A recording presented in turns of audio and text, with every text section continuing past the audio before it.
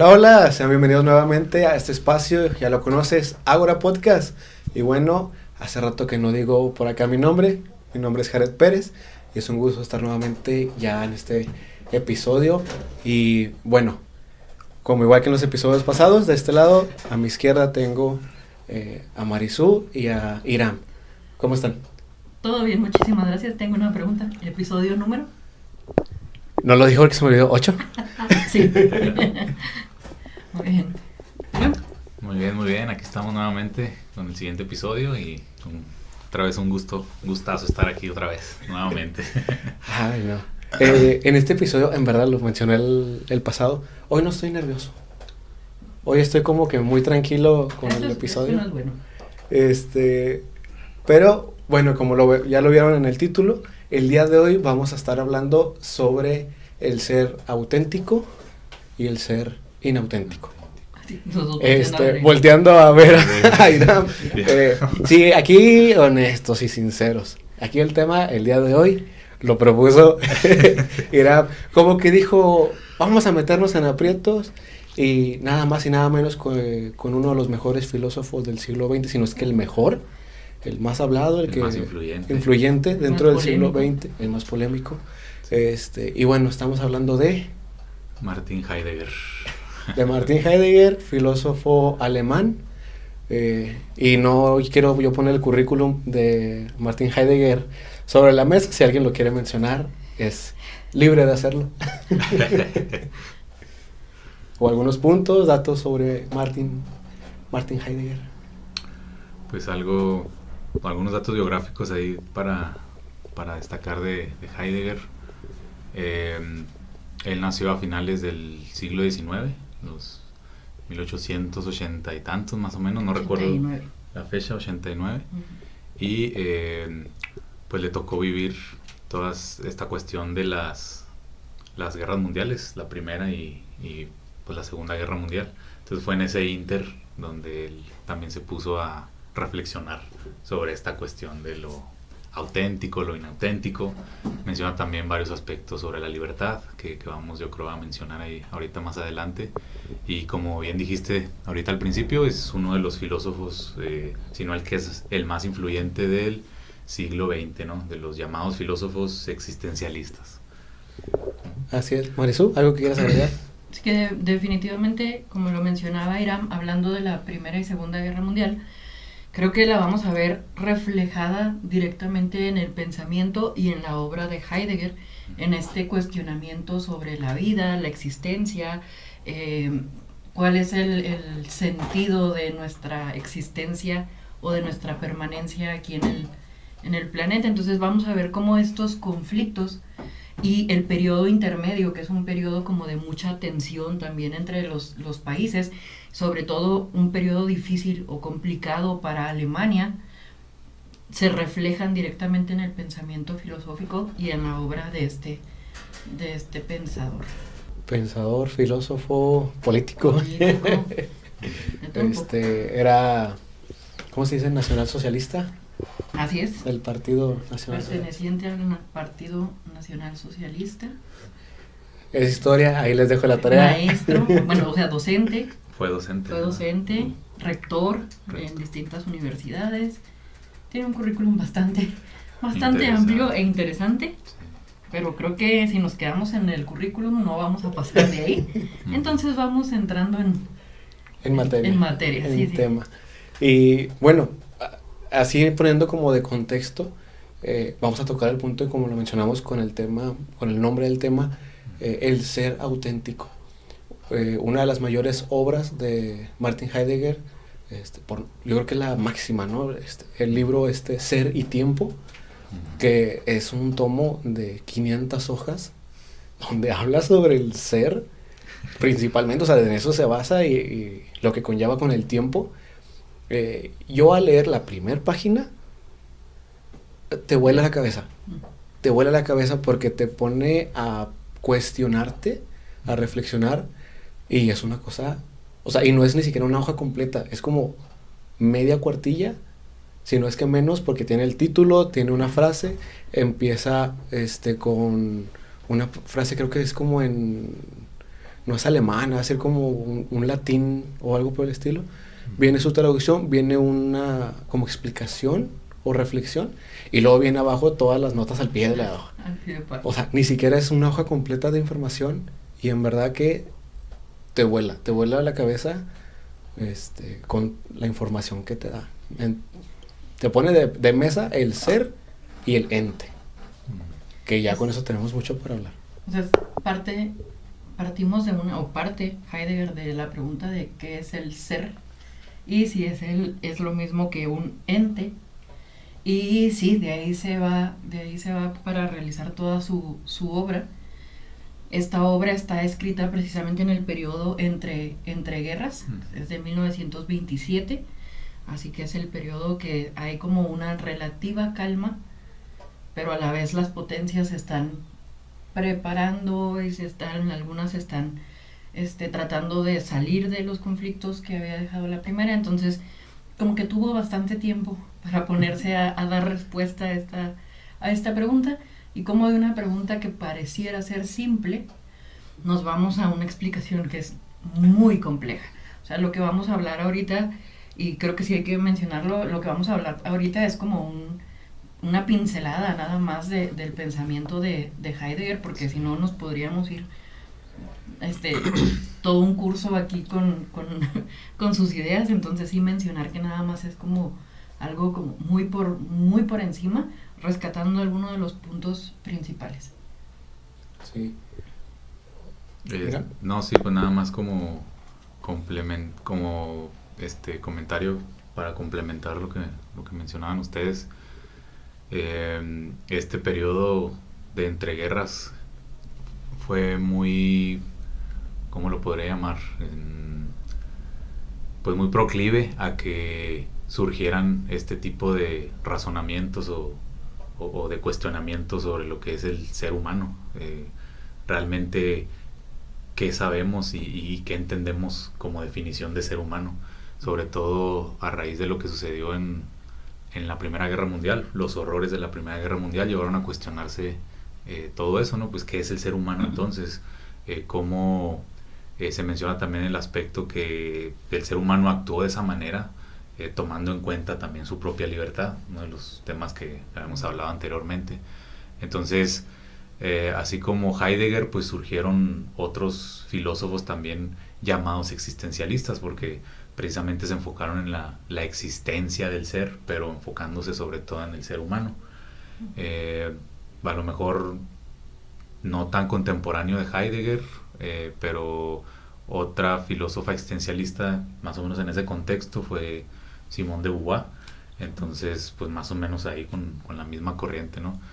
Lo que quiero decir es que pues no fueron los únicos, pero al menos pues Heidegger como que sí dejó un legado ahí muy marcado, ¿no? Con la cuestión del ser, y como bien dicen ustedes, pues nos va a dar mucho de qué hablar más adelante.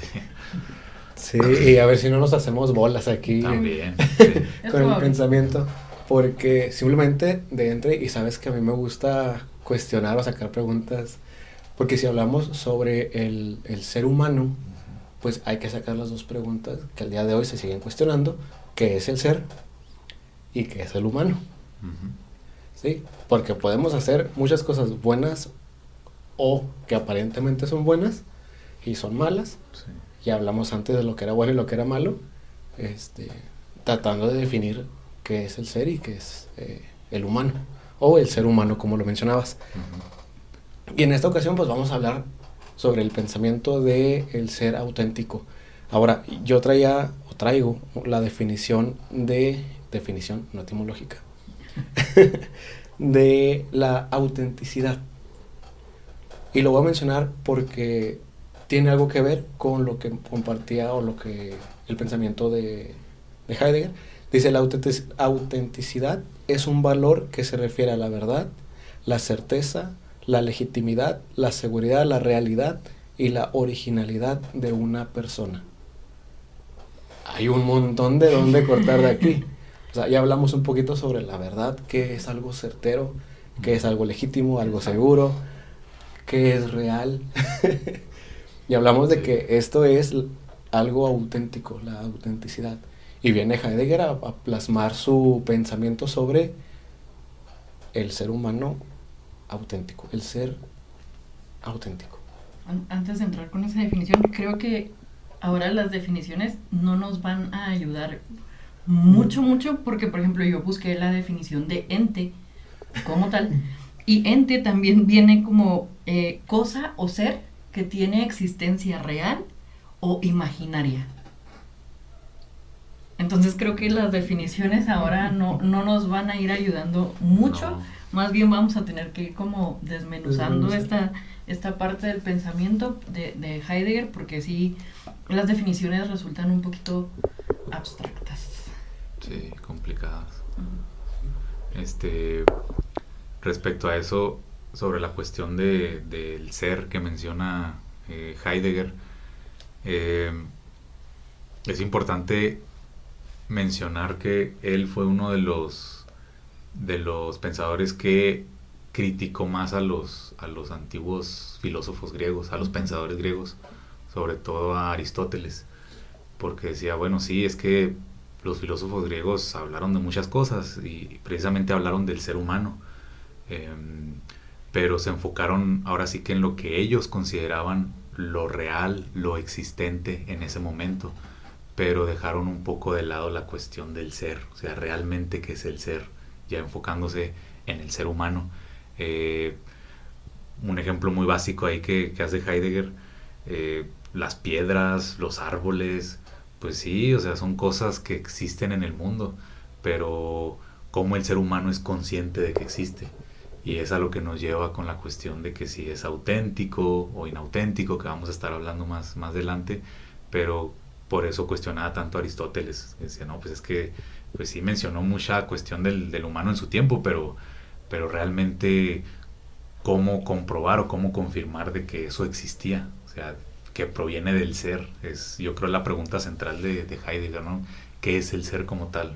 Lo que intentó definir y que creo que ha dado pie a muchas respuestas o intentar responder a esta pregunta que, como ya mencionaron ustedes, es complicado, pero creo que en eso se enfocó más que nada, al menos desde mi punto de vista, ¿no? Para poder entrar ahí en contexto. Sí, de hecho, como que vamos así en hilita. Sí. De hecho, yo di este significado de autenticidad porque realmente sí tiene algo que ver al pensamiento de Heidegger, pero no va directo. O sea, cuando tú lees a Heidegger en su explicación del ser, Sí. primero hace una diferencia diciendo el ser y el ente son diferentes. No es lo mismo. El ente, a lo que yo entendí, fue que el ente es cualquier cosa. O sea, esto es un ente, pero lo que le ha significado es el ser. Entonces, desde ahí partimos como que, ok, espérate, Sí. ¿cómo está eso? Porque sí, criticó mucho a Aristóteles y su dualismo del alma y el cuerpo. Exacto. Y fue como que, ok, espérate. Y entramos aquí con esa separación o esa palabra que muchos le pueden tener miedo. A otros, cuando están conscientes de esto, dice que uno se añade esa sabiduría, ese pensamiento de la muerte. De que un día va a llegar.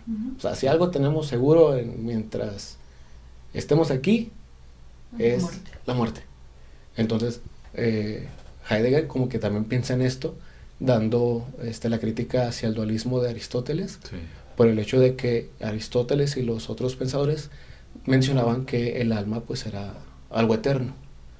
Entonces Heidegger llegó y dijo, ok, espérate, sí, mucho el alma, el cuerpo, pero si algo existe, llega a un punto donde no existe. Y aquí fue donde él trajo a la mesa el asunto de la muerte. Hasta ahí yo fue que ando viendo. Otra de las críticas que hacía mucho a los filósofos griegos era que trataban de dar esta respuesta, lo que mencionaba Hiram, trataban de dar la respuesta a lo que es el ser humano desde fuera. Entonces decía, Sí. no podemos dar la respuesta de qué es el ser humano fuera del ser humano. Entonces, ¿qué es lo que tenemos que hacer? ahora sí que tenemos que irnos hacia la parte interna y cada uno de nosotros hacer como una especie de análisis o de dirigir esa búsqueda a la respuesta desde nuestro interior. O sea, porque si necesitamos saber qué es el ser humano, pues desde la misma condición de ser humano le tenemos que dar la respuesta, no desde algo externo. Que pareciera ser un poquito complicado este punto que menciona, pero conforme vayamos avanzando en los términos o en la clasificación de qué es la vida auténtica y qué es la vida inauténtica, le podemos ir encontrando sentido a lo que mencionaba en este punto. Sí, creo que es importante eso, ¿no? O sea, ¿cómo defines al ser humano como tal? Esa introspección de la que tú hablas, que es algo muy interno en nosotros mismos, es algo pues muy importante que destacar. Por ejemplo, algo tan básico como, no sé, un niño que quiere expresar quién es, o sea, cómo un niño se define quién es, o no nada más un niño, pues una persona común y corriente. Si nosotros nos preguntamos, bueno, ¿quiénes somos? Podemos definirnos físicamente, podemos definirnos con ciertos gustos, practico esta religión, tengo estos antecedentes, estos son mis amigos, esta es mi familia, entonces yo me considero así, yo soy esta persona, yo soy, que a mí me conocen como pues con estas características, ¿no? que acabo de definir, pero a lo mejor si le pregunto a otra persona, a ver, oye, ¿quién soy yo? Y a lo mejor me va a decir otras cosas que yo no tenía en mente o que no estaba contemplando, ¿no? Entonces, esta misma definición del ser humano, de lo que es el ser humano, pues yo creo es lo complicado aquí con el asunto, porque pues otros seres no tienen esta conciencia de definir quiénes son, o sea, pues no se lo preguntan, o nosotros podemos definir a otros sujetos, otras cosas, otros seres, de una manera, como tú bien dices, pues muy superficial, muy externa, pero ya lo del ser humano es esta introspección que se hace uno mismo, ahora sí que de una vida examinada, ¿no? De lo que también habla Heidegger ahí en un momento. Entonces, pues yo creo ahí también está un poco el meollo del asunto, ¿no? ¿Cómo defines al hombre? ¿Cómo defines al ser humano? Y ahí parte también para hablar de muchas cosas. Aquí voy a hacer una pregunta. Por ejemplo, de lo que mencionabas, si lo ponemos en un ejemplo muy burdo, si tú quieres, o muy sencillo, es como decir, si me piden a mí definir quién es Jared, yo puedo dar como una explicación, pero no va a haber alguien que lo conozca mejor más que él mismo. Exacto. Entonces, quien puede dar la verdadera definición de quién es Jared, pues sería solamente él. Jared. Okay, perfecto. Sí, porque a veces nos dicen, ¿no? Y a lo mejor, es que tú eres así, y a veces como que nos quedamos pensando, pero si soy así, o ¿por qué me dijo eso? Nos quedamos así como que no sé, siento que no tan satisfechos como nosotros pensamos que somos. Entonces, como bien dices tú, la respuesta pues está en nosotros mismos como tal. ¿Quién nos conoce más que nosotros mismos? Sí. Que se me viene mi sentido preguntón y apologeta al alma. Porque si cada quien tiene esa prerrogativa de definirse a sí mismo, ¿quién es? Contestar a esa pregunta, ¿no? Muy desde el punto filosófico de quién soy. Algunos dijeron, soy yo y mis circunstancias. Entonces empiezas a hacer esa introspección y en la corriente actual de los psicólogos, el pensamiento de Heidegger está a tope. Porque, o sea, tienes que enfocarte en ti, quién eres tú, una introspección, y ya vemos cómo ha influido tanto el pensamiento de Heidegger a esas alturas. Pero hay que tener cuidado con definirte a ti mismo como una buena persona. Porque entraríamos entonces en el que es una buena persona. Sí. Entonces, porque, por ejemplo, si alguien me pregunta, yo voy a decir, es que a mí me gusta esto, yo creo que yo soy así, tengo estas aptitudes, y creo que yo soy bueno. ¿Bueno para qué? ¿O para quién? Bueno para la sociedad. Porque entramos en el dilema con el pensamiento de Heidegger, con alguien contemporáneo, todavía está en vida, todavía está dando cátedras, Pastor Vico. que dice, al final del día no puedes hacerte una introspección para conocerte a ti mismo, sino que necesitas del otro. Pero pues volvemos a decir algo que es otro tema, le digo, sale mi sentido por la jeta de poner los puntos contrarios, pero encontré algo que dijo Heidegger sobre la existencia auténtica. Dice, si el hombre para comprenderse se toma a sí mismo como punto de partida, adquiere una comprensión auténtica de su existencia. Si toma al mundo y a los demás, adquiere una comprensión inauténtica. Aquí empieza como lo complicado de la situación. En primer lugar, lo mencionaste hace unos minutos, en el pensamiento de Heidegger está muy marcada la situación de la finitud, la parte de la muerte. Después de pasar por este periodo del que medio hemos hablado, de la filosofía medieval y de cómo la teología se juntó con la filosofía, hay una corriente que nos habla como de el alma y el cuerpo, como bien ahorita lo expresaban ustedes, que ya venía desde mucho más atrás, desde Platón y Aristóteles, y luego se retoma en la Edad Media y demás. Y aquí tenemos que partir del hecho de que en el pensamiento existencialista, específicamente en el pensamiento de Heidegger, no existe esta parte dual. Y nos lo dice muy sencillo, el ser humano es finito, o sea, tienes un tiempo. ¿Cuánto es? No lo sabemos, son meses, días, años, no sabemos realmente cuánto es. ¿Vas a estar aquí mañana? No lo sé. E incluso nos hace como entrar en una especie de, al momento de leerlo, como en una especie de crisis, de decir, ¿cuánto tiempo tengo? No lo sabemos. Nadie sabe cuánto tiempo tiene. Dice, pero lo que tenemos que tener presente es que se nos va a terminar el tiempo. O sea, pase lo que pase, nuestro tiempo se va a terminar. Y en el pensamiento de este filósofo también nos dice, aquí no hay un más allá, no hay una vida después de.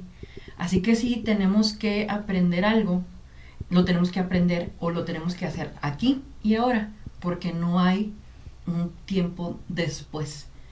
No es así como en el más allá o como le queramos llamar, dependiendo de la religión, la creencia, la ideología, un paraíso, un cielo, etcétera, etcétera, etcétera. Dice aquí, el tiempo que nosotros tenemos es aquí en la Tierra. Se termina nuestro tiempo y se acabó. E incluso nuestra memoria también está condenada a cierto tiempo. Tal vez nos recuerden durante un par de años, unas décadas, un siglo, pero finalmente dentro de determinado tiempo, dentro de X cantidad de tiempo, nuestra memoria va a pasar también al olvido. Entonces, por eso siempre nos está marcando como la cuestión de recordar que tenemos un tiempo determinado. ¿Cuánto es? No lo sabemos, pero no podemos perder de vista que no somos eternos. Sí, es el horizonte del que habla Heidegger, ¿no? El horizonte en nuestra vida humana es precisamente esto de que va a llegar la muerte en algún momento, como él lo mencionas tú, y es eso precisamente lo que él menciona, que nosotros como seres humanos somos los únicos que somos conscientes de que algún día nos vamos a morir, y por el hecho de ser conscientes de eso, de la muerte, existimos. Así es. O sea, es una existencia auténtica. Ahí menciona esa palabra. Vuelvo con lo mismo, siempre he puesto este ejemplo, pero los otros seres vivos pues no tienen conciencia de que van a morir, simplemente viven su vida y se acabó. O sea, no se ponen a reflexionar ni nada de estas cosas. Entonces, es el horizonte que tenemos como seres humanos, la muerte, ¿no? Como bien dice, somos seres finitos, somos seres que nos vamos a acabar, no somos eternos. Y algo muy importante que mencionas que quiero destacar es esa cuestión de la memoria. A lo mejor muchos vamos a ser recordados por mucho tiempo, hayamos hecho cosas buenas o cosas malas, pero algunos seres humanos son recordados por generaciones, otros no tanto, tal vez nada más dentro de nuestra propia familia, Pero bueno, esa misma conciencia de que nos vamos a morir y de que la vida tiene un límite, es finita, es lo que nos hace realmente existir. O sea, eso es lo que a mí también me queda muy claro de Heidegger. Existimos porque tenemos conciencia de que estamos en una vida finita y que no vamos a poder sobrepasar eso. Entonces también algo de lo que menciona Heidegger y que bien lo dijeron ustedes, lo que dijo Marisú, no menciona de una vida más allá. O sea, no habla de que la cuestión del alma o de algún tipo de reencarnación o algo así. No, o sea, simplemente es nuestra vida y ya. ¿Sí? Y bueno, no me quiero adelantar, pero ya con eso mencionamos también la cuestión de la vida realmente auténtica, que es, yo creo, lo que vamos a hablar a continuación. Pero bueno, quería destacar eso y retomando lo que han dicho ustedes. Que retomando un poquito esto, Sí.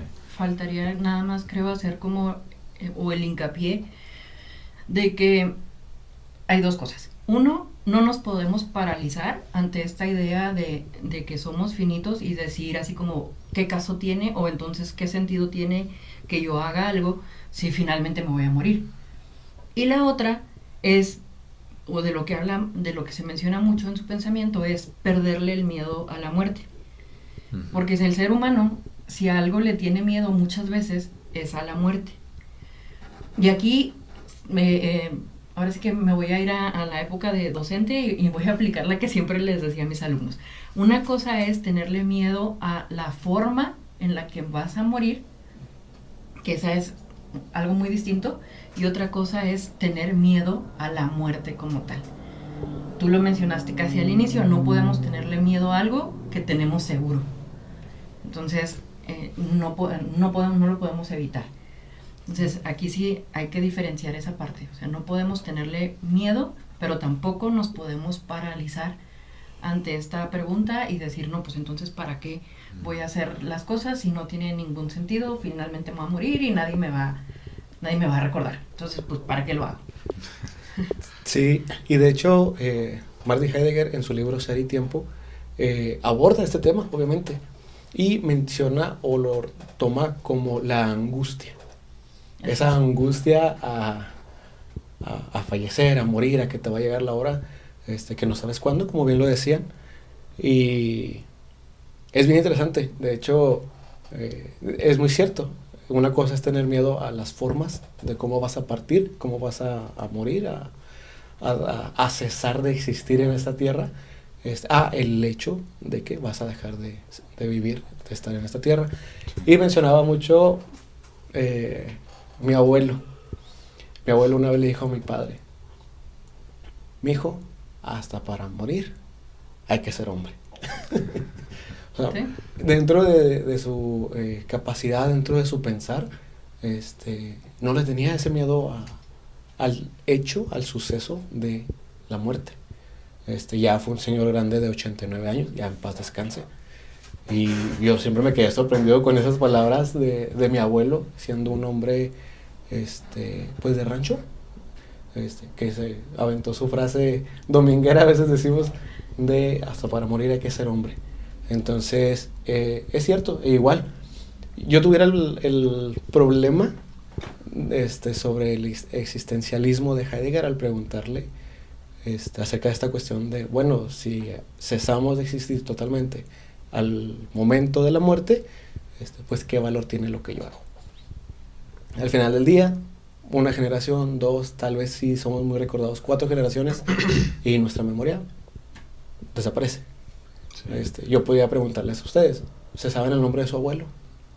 ¿De su abuela? ¿De sus bisabuelos? Ya los tatarabuelos, ya no me los tatarabuelos.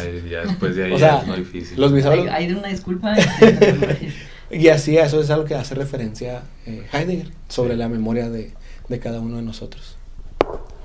Sí, y eso que mencionas tú respecto a si sabemos que tenemos una vida con un límite y que en algún momento pues va a llegar la muerte, y tú dijiste algo de que bueno, entonces ¿qué sentido tiene lo que haga? Entonces eso es precisamente lo que Heidegger menciona como el vivir una vida inauténtica. Así es. Porque ya pone ahora sí sobre la mesa de que si estamos conscientes de que va a llegar la muerte en algún momento, entonces yo como ser humano tengo la oportunidad de planear mi vida y de vivir precisamente con una vida planificada. O sea, realmente lo que yo he querido ser, lo que yo he querido lograr, cumplir, no sé, algunas de mis metas, algunos de mis sueños, pero sabiendo que tengo como límite la muerte. Entonces, el vivirlo de esa manera, de una manera, digamos, organizada, planeada, para lograr lo que yo tengo en mente, lo que siempre he querido ser, es vivir una vida auténtica, ¿sí? Contrario a lo que mucha gente hace, a lo mejor Heidegger lo mencionó en su tiempo, de que cuando intentamos evadir pues ese destino, pues si lo queremos llamar de esa manera, de que va a llegar la muerte, y le sacamos la vuelta, no queremos hablar del tema, lo evadimos como tal, y vivimos, digamos, el día a día, ¿no? Pues ya mañana a ver qué pasa, ¿no? O que mucha gente dice, no, pues ya Dios dirá, a ver qué sucede, o lo que tenga que pasar, pues ni modo, no me importa, no me gusta hablar de ese tema, me da miedo, me da angustia, como dice Jared.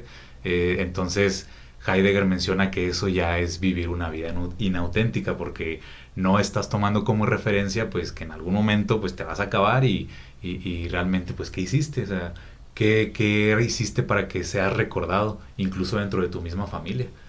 Por ejemplo. Por ejemplo, que en una de las preguntas que acabas de hacer, o más bien en una de las cosas que acabas de decir, das respuesta también a esta parte, porque dice, en la vida inauténtica siempre buscamos responsabilizar a alguien más, o sí, no queremos responsabilizarnos de nosotros mismos. Sí. Y por ejemplo, ya Dios dirá, pues es como dejar la responsabilidad, por decirlo de alguna manera, en manos de alguien más. Exacto.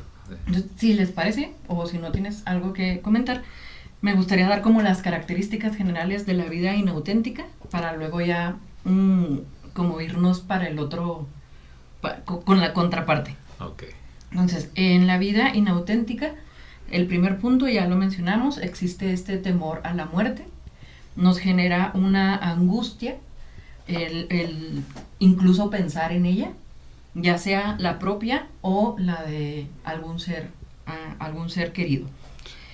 En esto mismo somos incapaces de apropiarnos de las verdaderas, de la verdad o de la esencia de las cosas, porque por lo mismo no lo vemos como de manera profunda, lo vemos como algo nada más como por encima.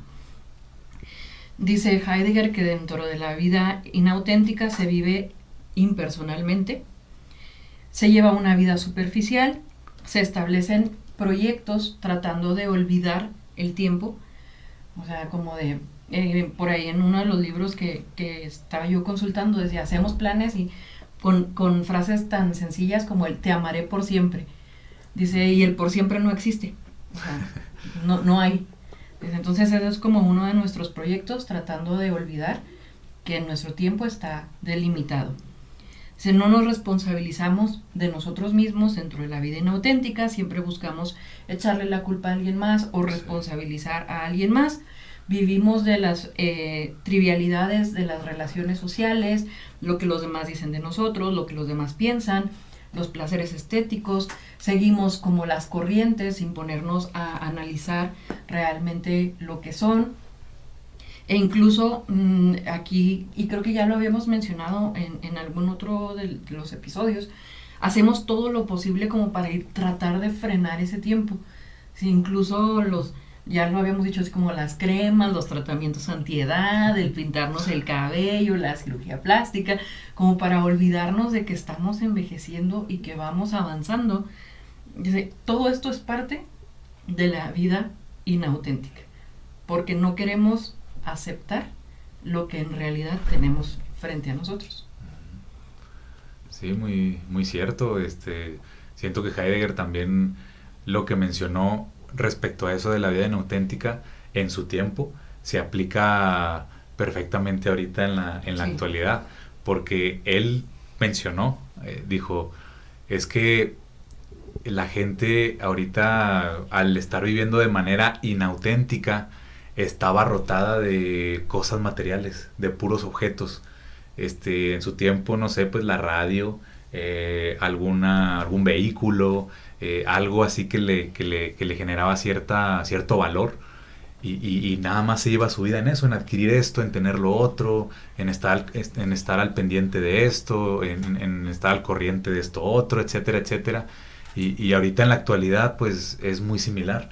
Ahorita estoy en las redes sociales, estoy al pendiente de que va a salir una película, una serie nueva, esto y lo otro, y la visión de que tenemos una vida auténtica, de que esto se va a acabar algún día, se va dejando de lado.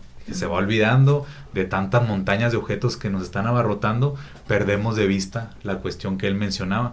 Entonces, si eso lo dijo en su tiempo, ahorita más en la actualidad se aplica ahora sí que de una manera más notoria, ¿no? Entonces, creo que también eso era algo que quería destacar yo, ¿no? Cómo la vida inauténtica la estamos viviendo y a veces sin darnos cuenta. Sí, cómo nos absorbe, pues, en ese sentido. Es que, digamos, es la más sencilla. Sí, O sea, exactamente. como vamos sin preocupaciones. Sí. Y como vamos ahora sí que, como dice el dicho, no siguiendo la carroza, como nada más vamos siguiendo y no nos detenemos a reflexionar o incluso a veces ir contra la corriente nos genera incomodidad, obviamente. Hay cosas con las que no queremos ir contra corriente, en pensamiento, en forma de ser, en forma de vestir incluso, cosas como muy sencillas. No queremos ir contra corriente, pues entonces, ¿qué hacemos? Pues dejamos que nos lleven los demás, o sea, ahí nos vamos y siento yo que es como nos vamos dejando arrastrar y arrastrar y arrastrar, nos vamos dejando ir sin detenernos a preguntar otra cosa. Entonces, pues es la vida como más sencilla, de cierta manera, de vivir. Sí, más cómoda. Exacto, más cómoda. Sí, y yo creo que a Heidegger le daría un no sé qué, que yo qué sé, si viera las redes sociales hoy en día. Estaría parpadeando. Porque estaría temblando. En algún momento yo escuché, tienes que ser tú, no tienes que ser un falso. Por eso, para que la gente no vea tu autenticidad, vamos a ponerlo así, Facebook tiene muro, Instagram tiene filtros. Entonces, aun cuando tomamos fotos con el teléfono, hasta buscas el filtro para que tenga más luz, para que tenga más aquí que allá. Entonces ya empezamos a caer en lo que menciona Heidegger de no ser auténticos. Sí. Parece broma, pero es en serio. O sea, que ves la foto de Instagram y ves a la persona y dices tú,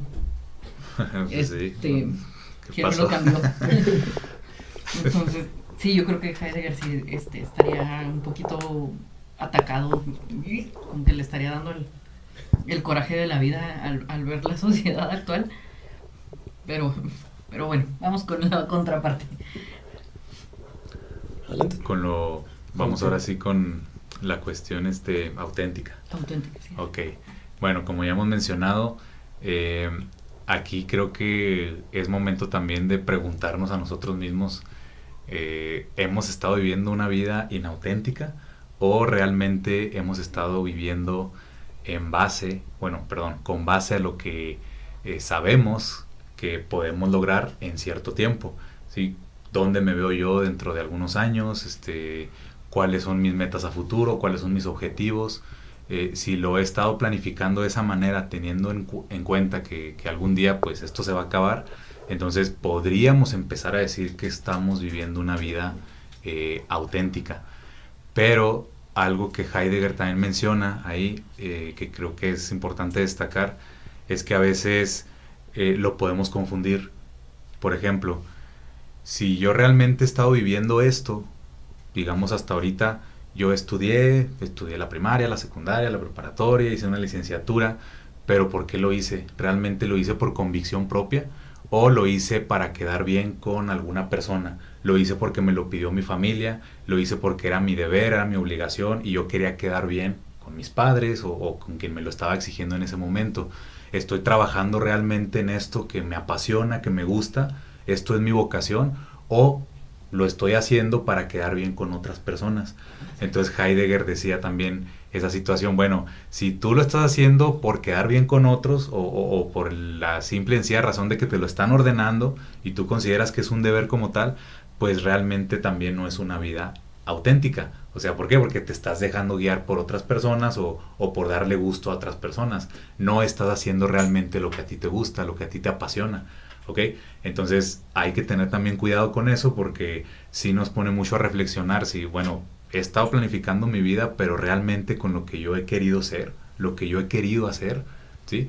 Entonces creo que también ahí a lo mejor nos podemos desviar un poquito y podemos malinterpretar ahí la cuestión, ¿no? Entonces aquí la pregunta es, bueno, entonces, ¿qué es la vida auténtica? ¿Cómo lo entienden ustedes? ¿Cómo lo podríamos explicar? No sé ustedes qué opinan al respecto. En esta cuestión, antes voy a hacer como un paréntesis. Sí. Y si por ahí tenemos algún joven que nos esté escuchando, que esté a punto de tomar la decisión de hacia dónde va su vida. Un error muy común, por ejemplo, que podríamos poner aquí sobre la mesa que se comete es el elegir la carrera, o cuando estás en bachillerato, elegir como la rama de tu bachillerato hacia dónde van tus amigos. O sea, que no, pues que van al área de físico o matemático. Ah, no, pues yo también. ¿Y te gusta? No, yo quiero estudiar psicología, pero como los demás van para allá, pues yo también. Entonces ahí estaríamos en esa parte inauténtica. Sí. El cuestionarnos y elegir lo que verdaderamente te gusta sería parte de la vida auténtica. Entonces son como ejemplos muy básicos tal vez, pero estoy tratando de ponerlo como lo más sencillo posible porque yo sé que el tema es complicado. Entonces, en esta parte de la vida auténtica tenemos que hacernos responsables de nosotros mismos. ¿Me puedo hacer responsable de Iram? No, no puedo. ¿Me puedo hacer responsable de Jared? No, no puedo. De la única que me puedo hacer responsable aquí es de mí, de las decisiones que yo tomo, del sentido que yo le voy a dar a mi vida, y el sentido que yo le doy a mi vida no se lo puedo imponer, por ejemplo, a Iram. ¿Por qué? Porque él tendrá que darle el suyo. Aquí como que no existe un sentido de la vida, creo yo, como general. No podríamos establecer como un sentido de la vida para todos, sino que tendría que ser uno para cada quien. Cada quien tendría que sacar su sentido de la vida, y vamos a, para que esto tenga el sentido, para que nuestra vida tenga un sentido, tiene que salir de la introspección, de la reflexión individual, recordando siempre es la cuestión del tiempo, pero sí aquí muchas veces no nos gusta o evitamos esta parte, les decía yo, por la incomodidad de ir en contra, por el que van a decir, por el me van a criticar, me van a señalar, me van a excluir, ya no me van a querer hablar, etcétera, etcétera. Entonces es más difícil. Obviamente el camino de la vida auténtica es mucho más complicado porque todo va a depender de mí. O sea, ya no le puedo echar la culpa a reprobé la materia. No, pues es que el maestro me reprobó porque... No. O sea, aquí ya es yo reprobé la materia por tal cosa. No porque es que se fue al internet. No. O sea, aquí ya no podemos estar echando responsabilidades o culpabilidades a nada más. O sea, la responsabilidad es nuestra. Y eso nos lleva a un conflicto individual muy, muy fuerte, en el que a veces no nos queremos hacer cargo de. Entonces, es un peso muy grande con el que no queremos cargar, y que sí me hace pensar, yo sé que ya van varios episodios que lo traigo en la cabeza, esto del otro, los otros y yo, o yo y los otros, sí me lleva un poquito a la reflexión de qué tanto puedo ser un yo individual sin necesitar a los demás, pero ese es otro tema. Nos metemos la próxima semana al tema, a la contraparte de, decía Pastor Rico, dejemos de hacer tanto pensamiento yoísta, del yo, dijo otra persona, ya parecemos el juego, un yo, pero sin duda, encuentro muy fascinante el pensamiento de Heidegger, por mi cosmovisión. Hay muchas cosas que encuentro muy magníficas, que yo digo, ¿por qué no llego a la misma conclusión que yo? Pero bueno, creo que él decidió hacer este pensamiento auténtico de yo y mis circunstancias, porque toda acción conlleva una reacción y tenemos que aprender a tomar responsabilidad. Lo mencionábamos en el episodio pasado con nuestra libertad, de que tenemos que tener responsabilidad sobre nuestros actos. Eres tú lo decidiste, eres auténtico, así que sopas. También no te quita que todo te va a salir bien. Ujú. Y ser auténtico no te quita que vas a ser perfecto. No, simplemente que estás tomando más en cuenta tu ser que a los demás, que es como lo ve Heidegger. Y con lo del tiempo, o sea, es cierto, somos seres finitos, y menciona que en una existencia auténtica afrontamos abiertamente sus posibilidades, todas las posibilidades, entre ellas lo que estábamos hablando de la muerte, que revela la verdad de la existencia y te permite pensar en totalidad. O sea, es cierto, es como cuando a veces, otros ejemplos, ¿no? Con la administración. No, es que ganas tanto dinero, es una cantidad finita. ¿Qué vas a hacer con ese dinero? Y como que lo administras. Entonces, con la vida auténtica, yo miro a Heidegger decir, piensa, después actúa. Casi como la otra frase, no, pienso, luego existo. Me descarte. Entonces, también me llevo mucho de cómo el pensamiento de Heidegger fue influenciado por otro, creo que era alemán, holandés, no sé, Kierkegaard. Sí. Ustedes historiadores me dirán de dónde es. No, ok, lo dejo de tarea. Eso es un tema más adelante. Más adelante, ok. Aunque sí lo mencionamos un poquito, me parece, en el tema anterior a Kierkegaard. Lo mencionaste tú, creo. Sí. Creo que tú lo has sacado más a colación. Sí. Bueno, el próximo episodio lo traes el currículum de dónde nació. Porque sin duda, y es curioso, ¿no? Cómo el pensamiento de otro filósofo, Kierkegaard, hasta cierto punto influyó en el pensamiento de Heidegger, de decir Heidegger, yo. ¿Qué tanto influyó? Por eso preguntaba yo ahorita, ¿qué tanto podemos ser individuales? Cuando el mismo Heidegger retoma a Aristóteles, a Platón, a Kierkegaard, a Sócrates, a muchos otros filósofos para poder sacar su pensamiento. Entonces, ahí sí tengo yo como me queda la espinita como de qué tan individuales podemos ser, en el sentido de no tomar en cuenta lo demás, porque finalmente, y creo que lo mencionábamos en el episodio anterior, pues somos parte de un contexto. Entonces este contexto nos va a influir, así como Heidegger está influido por la Primera Guerra, tiene influencia, de la Primera Guerra Mundial, la Segunda Guerra Mundial, el periodo entre guerras, el nacionalsocialismo, etcétera, etcétera. O sea, así como él recibe la influencia de muchas cosas que están pasando en el momento en el que vive, pues lo mismo sucede con todos los seres humanos, ¿no? Con todos nosotros.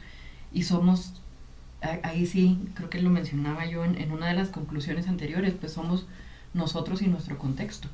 O sea, venimos de donde, o somos de donde venimos.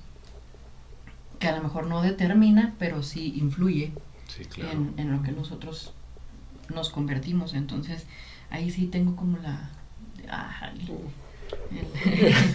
el conflicto con Heidegger. Hay cosas que me gustan mucho de su pensamiento, pero sí tengo ese conflicto con él un poquito. Sí, y compartiendo el pensamiento, antes de que te veo como que quieres comentar, siglos atrás, una persona históricamente comprobable, el rey Salomón, en algún momento escribió la siguiente frase: ¿qué provecho tiene el hombre de todo su trabajo debajo del sol? Generación va y generación viene. Ay, caray. Te dije que dejar de lado era mala idea. Por el pensamiento de Heidegger, que viene probablemente 2000 años más después. Exacto. Que dice Heidegger, sobre la memoria del ser. En algún momento se pierde. 2000 años atrás ya había algún pensador que dijo generación viene, generación va. O sea, en algún momento somos olvidados. Fíjate, ahí también, Sí. perdón, No, adelante, antes adelante. que se me vaya la idea, No, y no se aprovechando preocupe. el ejemplo, también tengo mis dudas, porque por ejemplo, tenemos las pirámides de Egipto. Tal vez no conocemos el nombre exacto de la persona que puso la primer piedra. Sin embargo, tenemos la pirámide para recordar como de manera general la sociedad de donde salió. Entonces es así como, yo sé que muchas otras se han perdido, pero finalmente queda como un rasgo, un pedacito de memoria de todos estos antepasados. Entonces, no sé, ya estoy entrando yo aquí En la angustia. crisis. Sí, mejor le voy a pasar la palabra a Iram, porque yo ya me conflictué yo sola. No, pues nada más para puntualizar unos comentarios que ustedes hicieron, pues de todo esto que hemos estado hablando. Mencionabas esta cuestión de lo de el rey Salomón, que más de 2000 años que por ejemplo dijo esa frase. Entonces, Heidegger, como todos los otros pensadores que hemos abordado, que hemos revisado y demás, no creo que hayan partido completamente así de cero. O sea, sabemos que el conocimiento pues es compartido, sabemos que tuvieron que haber buscado en otro lugar para poder formular sus teorías, para poder formular sus ideas.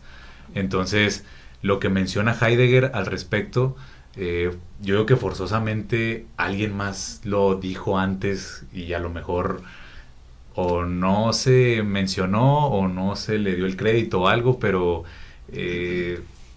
a lo que voy es que no creo que haya sido la única persona a la que se le haya ocurrido esto. Hablando de Hobbes, que ya lo tratamos, hablando de Sócrates, hablando de Aristóteles, yo considero que tuvieron que dialogar, tuvieron que buscar información, tuvieron que hacer algo de alguien que ya había puesto el asunto sobre la mesa. Entonces, yo considero que pues esto pues obviamente tiene antecedentes. Claro. Entonces, bueno, es lo que yo digo. Algo que antes de que se me pase también, que mencionabas sobre esta cuestión de la autenticidad y demás, la introspección que tiene uno mismo para poder saber si realmente hemos vivido una vida auténtica o inauténtica. Y aunque Heidegger renegaba o criticaba más bien a estos filósofos clásicos de la antigüedad, no se puede negar que en cierto momento le dio la razón a Sócrates, cuando Sócrates decía, no vale la pena una vida que no es examinada. Una vida sin autoexamen no vale la pena ser vivida. Entonces, en ese sentido, creo que ahí sí le dio la razón, porque tiene mucho que ver con la cuestión de la vida auténtica. Exacto. ¿Cómo vas a saber si vas a vivir una vida auténtica si realmente no te has hecho un autoexamen de lo que has hecho hasta ahora, de los planes que tienes para el futuro, tomando en cuenta esta cuestión de la muerte y demás? Entonces, ahí pues como que hay una relación entre lo que él decía y pues este filósofo de la antigüedad, que también tiene rasgos de existencialista por esta misma cuestión. Entonces, pues sí, yo quería puntualizar sobre esos puntos que me llamaron mucho la atención. Y bueno, no sé si ustedes, volviendo al tema, no sé si ustedes consideran, por ejemplo, en su caso, que han vivido este tipo de autenticidad, o consideran que también han tenido algo de inauténtico. A lo mejor yo, poniéndome como ejemplo, anteriormente sí me preocupaba mucho el tema de que pues la vida se va a acabar, que la vida es muy corta y esto y lo otro, pero también me he puesto a pensar últimamente con todo esto que hemos estado reflexionando y yo al menos puedo decir, igual puedo estar equivocado, he intentado vivir una vida auténtica porque creo que he estado planificando mi vida con base a ciertos parámetros. Pues quisiera lograr esto, quisiera tener esto, ya tengo esto, ya he logrado esto otro, quisiera ser recordado por esto. Muchas veces que nos dicen, no, pues es que te gustaría ser alguien, pero alguien en la vida, ¿no? Alguien que sea recordado por cierta situación. Y yo digo, bueno, pues creo que hago lo que me gusta. Yo sé que a lo mejor me apasiona mucho la historia, me considero pues historiador, y yo sé que a lo mejor no es un trabajo o una profesión o un oficio, como le queramos llamar, que no deja mucha ganancia económica, o a lo mejor no es muy reconocida, o a mucha gente pues ni siquiera le interesa. Pero bueno, yo estoy consciente de eso, estuve consciente al momento de que quise estudiar eso, y hasta ahorita yo les puedo asegurar que pues yo soy feliz, estoy feliz con lo que hago, me encanta estar haciendo esto, y nunca he renegado de mi situación, al menos en ese sentido. Claro que hay ocasiones en que sí la he pasado mal económicamente, o lo que ustedes quieran, pues hay problemas y demás, pero al menos tomando en cuenta esta cuestión de la vida auténtica e inauténtica, pues creo yo que al menos sí me he guiado por ese camino. Al menos desde mi punto de vista, no sé ustedes cómo lo planteen desde su propia perspectiva. Ya me sentí yo identificada con Ira. Recordemos que venimos casi Sí. o más bien venimos de la misma área. Claro. Así que de pronto empecé a tener así como un flashback de todas las preguntas de ¿y eso qué es? ¿De qué vas a trabajar? Ya ves que ¿Para siempre qué nos bombardean con sirve? eso. Entonces empecé a tener así como imágenes de guerra, así como Pero, o sea, creo que cuando escoges algo relacionado a las humanidades, casi siempre vas a tener ese cuestionamiento, sí. Pero ahora sí que otra vez voy a aplicar lo que les digo a mis alumnos es siempre escojan o hagan lo que los haga sentirse felices y realizados. O sea, y se los dice alguien que estudió historia y que aparte decidió dedicarse a la educación. Entonces, que está complicado. Sí, totalmente. Y mira que nomás le dimos la pincelada. Sí. No, y sí. siento que fue al aire nomás. No, exactamente. Porque rodeamos mucho el tema. O sea, tratamos, porque obviamente, o sea, hacer un estudio sobre Ser y Tiempo de Heidegger, sí. Y todo su pensamiento es una cosa de locos. Fíjate, a lo que mencionabas del comentario sobre lo del rey Salomón y Heidegger, sí, y lo que influenciaba, poco después de lo que mencioné, de lo que escribió Salomón vuelve a escribir, y dice, ¿qué es lo que fue? Lo mismo que será. ¿Qué es lo que ha sido hecho? Lo mismo que se hará. Y no hay nada nuevo debajo del sol. Hay algo que se puede decir entonces, aquí hay algo nuevo. Pues yo te digo, ya fue en siglos pasados. Mira, eso no lo sabía.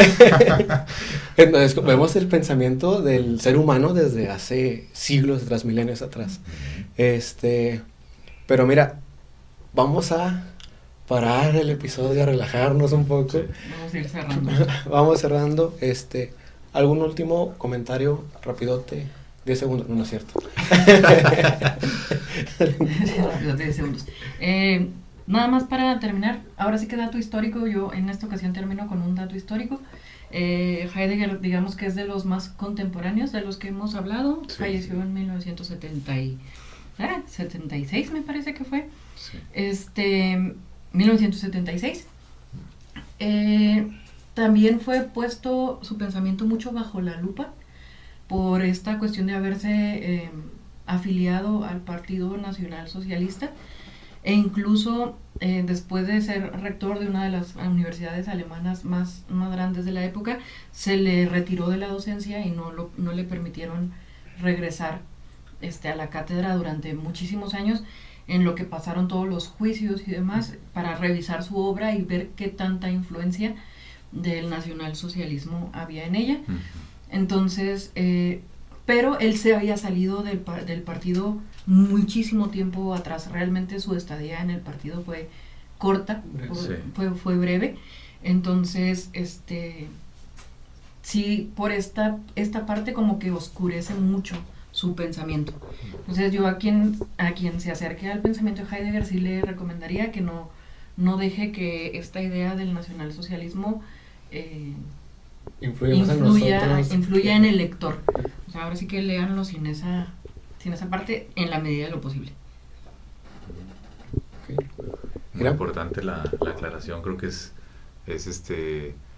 ahora sí que importantísimo señalar esa cuestión de no por haber pertenecido al partido como tal, quiere decir que lo vamos a catalogar como esta influencia.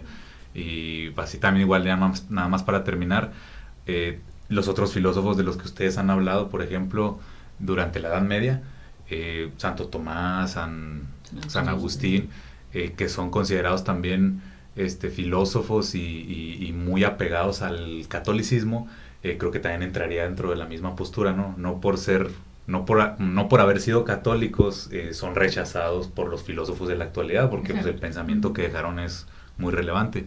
Entonces, bueno, dejando eso un poquito de lado, yo me voy con esta diferencia entre lo que es la vida auténtica y la inauténtica. Creo que mencionamos ya los parámetros, las características más importantes y creo que la podemos definir como tal, la podemos diferenciar. Entonces yo les haría la pregunta a los que nos están escuchando, ¿se han puesto a reflexionar realmente sobre su propia vida? ¿Ustedes consideran, siguiendo la visión, la idea de Heidegger, que han tenido una vida auténtica o inauténtica realmente hasta donde, hasta la edad que tienen hasta ahorita? Entonces creo que me quedaría con esa reflexión, creo que nos daría mucho que pensar y bueno, pues un gran tema que, como bien dijo Jared, una pincelada nada más, pero pues a fin de cuentas nos ayuda a comprenderlo ahí en lo más básico, ¿no? Un poquito más.